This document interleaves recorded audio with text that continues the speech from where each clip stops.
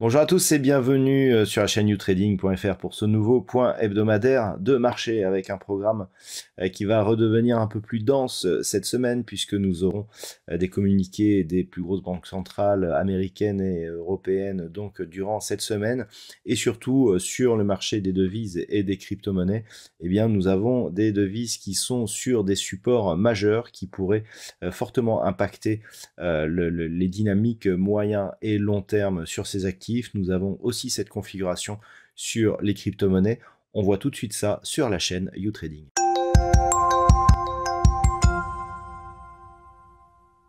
Voici donc le point hebdomadaire de marché pour cette semaine qui commencera le lundi 16 mai 2022. Et nous allons commencer tout de suite avec lundi. Donc un chiffre qui est apparu dans la nuit de dimanche à lundi de production industrielle qui a déçu les marchés et qui a provoqué une petite phase de consolidation. Ce chiffre semble désormais un peu mieux accepté. Nous aurons en Grande-Bretagne l'audition du MPC qui pourrait définir l'évolution des taux de la Grande-Bretagne ces prochaines semaines.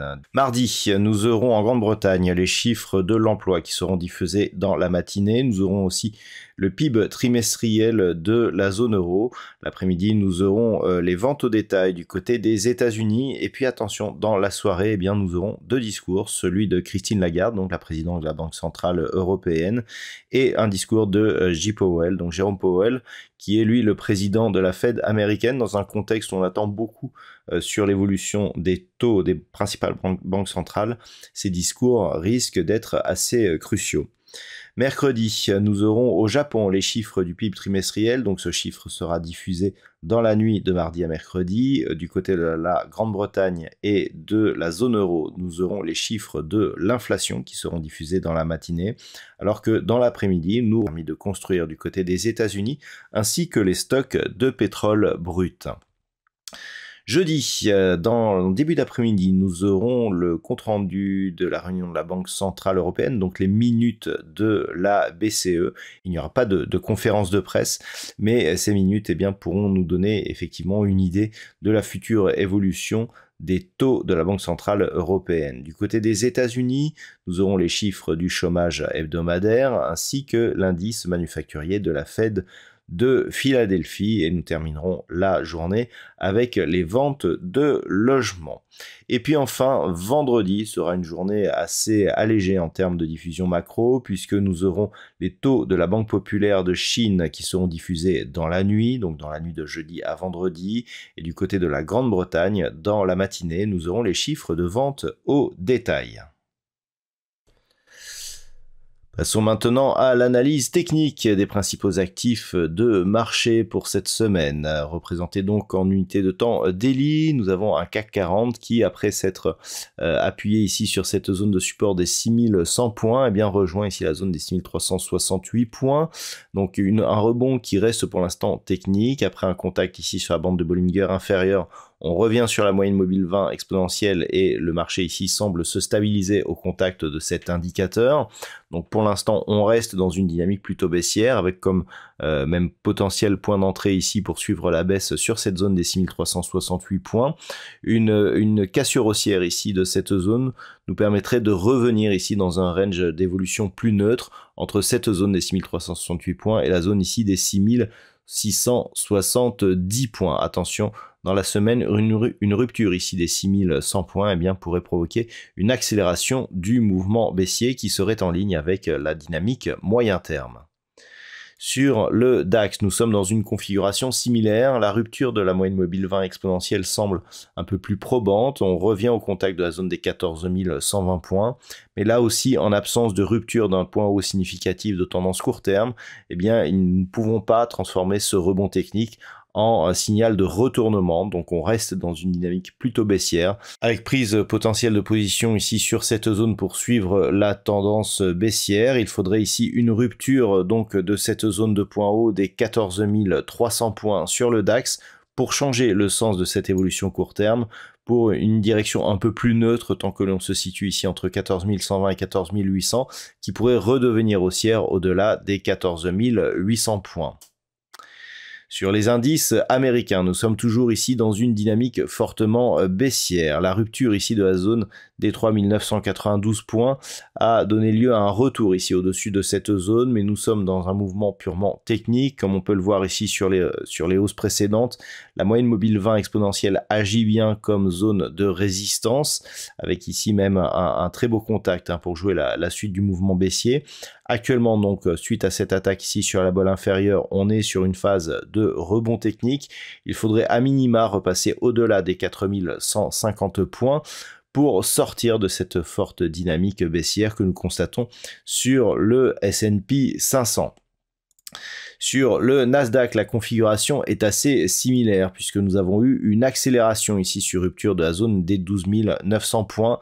Nous sommes venus chercher un nouveau point bas significatif ici.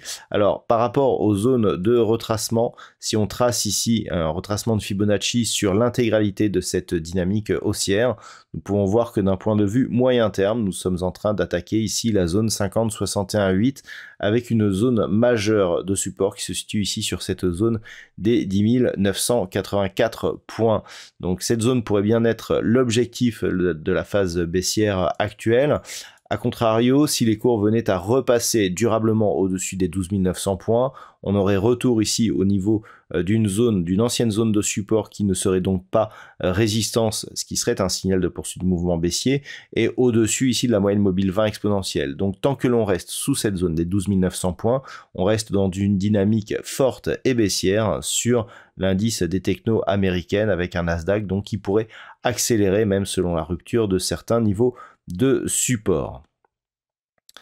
Passons maintenant aux matières premières, avec ici le WTI qui s'est neutralisé. Nous avons eu une attaque ici de la zone des 115 $ le baril. Depuis, les cours ici sont revenus avec une zone d'équilibre entre 100 et 102 $ le baril.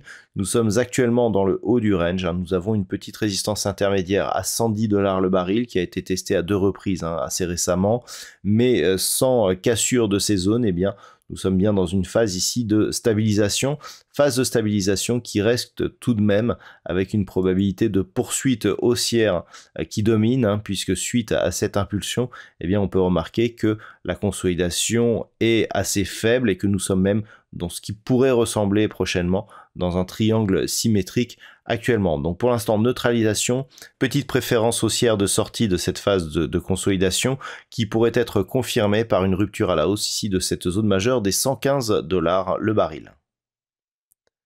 Sur l'or, nous avons une configuration qui est en train de changer. On s'attendait ici à une reprise du mouvement haussier. Nous avions cassé ici la zone des 1960, atteint quasiment le niveau record de l'été 2020. Et puis, les cours sont revenus sous 1960 et la semaine dernière, sous l'impulsion aussi d'une forte hausse du dollar, eh bien, on est revenu ici sur une zone de support oblique, alors qui n'a pas énormément de dynamique. On est ici sur un momentum relativement faible. On est toujours dans une dynamique haussière, une dynamique assez faible. Attention donc à une éventuelle rupture ici de cette zone de support. Cette zone de support, si elle était confirmée par une rupture de la zone des 1760 $ l'once, pourrait nous donner un signal de retournement, donc moyen terme, sur le métal jaune, car une rupture ici de cette zone de support eh bien, nous donnerait comme objectif un retour possible ici sur la zone des 1675 $ l'once, ce qui serait un signal de retournement majeur sur la tendance moyen terme. Passons maintenant au marché des devises avec une paire de devises euro-dollar qui a cassé ici cette zone des 1.05. C'était une zone majeure et ce qui est intéressant, c'est que suite à l'accélération donc a provoqué cette cassure, on est directement revenu ici sur l'autre support majeur de cette paire de devises euro-dollar, celle des 1.0360. Alors, il faut observer l'évolution de cette paire de devises en hebdomadaire pour comprendre ce qui se passe actuellement. Nous sommes ici sur vraiment des zones de support majeures. Une rupture de cette zone des 1.0360 eh bien, nous enverrait sur des cotations qui n'ont plus été vues depuis 20 ans. Nous avons effectivement testé cette zone ici des 1.0360 la dernière fois en 2016, donc une rupture ici éventuelle. Il faut noter d'ailleurs que depuis ici le point bas que nous avions eu en 2015, eh bien on a testé à de multiples reprises et on est dans une évolution long terme qui s'était neutralisée. Une rupture ici baissière de cette zone des 1.0360 serait un signal très fort du point de vue de la dynamique moyen et long terme, car elle pourrait provoquer une accélération, et vu la dynamique actuelle, eh bien cette cassure n'est absolument pas à exclure, même prochainement. Donc attention à une éventuelle rupture.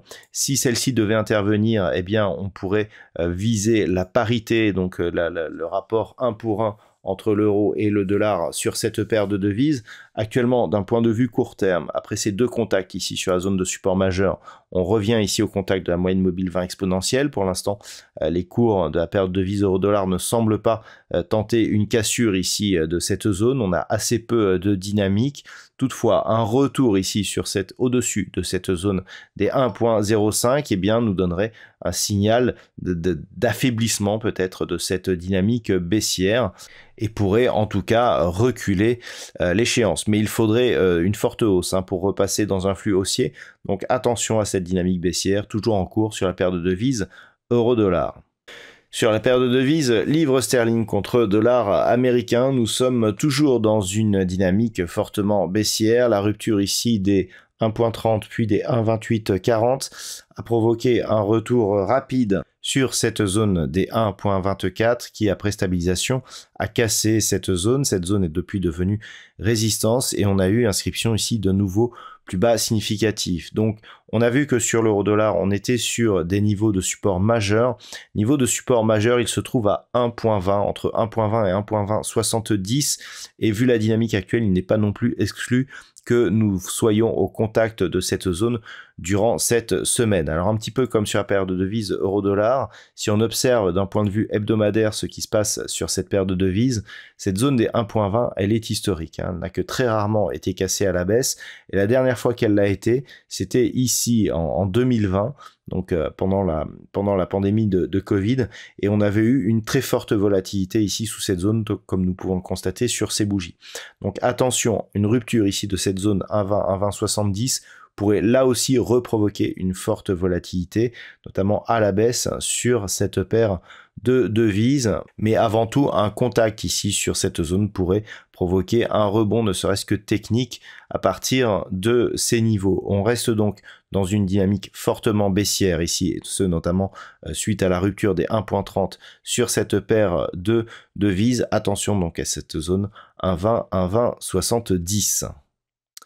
Et puis enfin, nous terminons avec les crypto-monnaies qui ont bien baissé là aussi, puisque après ici avoir décroché de cette zone des 40 000 $ pour un Bitcoin, eh bien on est venu ici au contact de la zone des 30 000 $ pour un Bitcoin. Cette zone, elle aussi, elle est majeure. Comme nous pouvons le voir ici sur cette vue, elle a été attaquée d'une manière assez agressive et puis on est remonté au-dessus de celle-ci. Là aussi, pour comprendre ce qui se passe, il faut se placer sur une vue hebdomadaire. Cette zone ici des 30 000 n'a jamais été cassée d'une manière aussi agressive depuis ici son franchissement que nous avions connu en fin d'année 2020. Donc une rupture ici de cette zone des 30 000 eh bien, pourrait nous donner un signal de retournement majeur de la dynamique moyen-long terme. D'autres crypto-monnaies pourraient suivre d'ailleurs. Une rupture ici de cette zone des 30 000 donnerait un objectif inférieur à 15 000 $ pour un Bitcoin si la dynamique continuait telle qu'elle est installée actuellement. Donc attention ici à une éventuelle rupture de cette zone des 30 000 $ pour un Bitcoin. Et enfin, nous terminons avec l'Ethereum qui est sorti de cette dynamique ici haussière. Il y a eu une accélération au franchissement de la zone majeure ici des 2665 points. Nous avions un objectif ici à 1720 $ pour un Ethereum en cas de rupture de cette zone des 2665 points.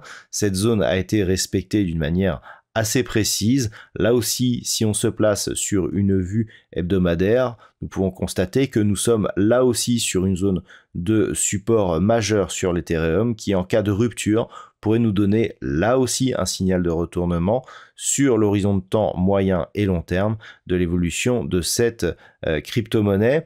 Donc une rupture ici des 1720 nous donnerait un objectif à 1335 $ pour un Ether, mais pourrait provoquer une accélération de la volatilité à la baisse donc sur cette crypto-monnaie. Voilà donc ce que nous pouvons dire sur l'analyse technique de ces principaux actifs de marché. Je vous souhaite de passer une bonne semaine. On se retrouve dès la semaine prochaine sur la chaîne youtrading.fr pour un nouveau point hebdomadaire de marché.